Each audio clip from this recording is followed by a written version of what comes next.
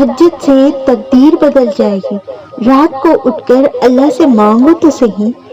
تہجد کی نماز وہ واحد نماز ہے جو مؤذن کی نہیں بلکہ دل کی اذان پر پڑھی جاتی ہے۔ جس کے نصیب میں تہجد کا سجدہ لکھ دیا گیا، اس کے نصیب میں اللہ کا پیار لکھ دیا گیا۔ لوگ لاکھ کہتے ہیں یہ ممکن نہیں، میں نے تہجد سے تقدیریں بدلتے دیکھی ہے۔ تہجد میں بہنے والے ہر آنسو اللہ سے دعا پر کن کہنے کی سفارش کرتا ہے۔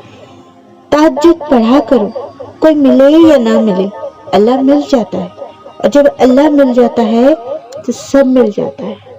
تہجد اللہ کی سب سے لاڈلی عبادت ہے، تو سوچو تہجد پڑھنے والا اس کا کتنا لاڈلا ہوگا۔ تہجد اللہ سے عشق کرنے کا وقت ہے۔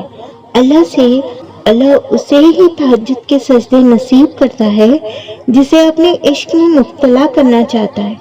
بے سکون دل کو بھی سکون مل جاتا ہے جب تہجد کے سجدے میں اللہ سے گفتگو کا ذریعہ مل جاتا ہے۔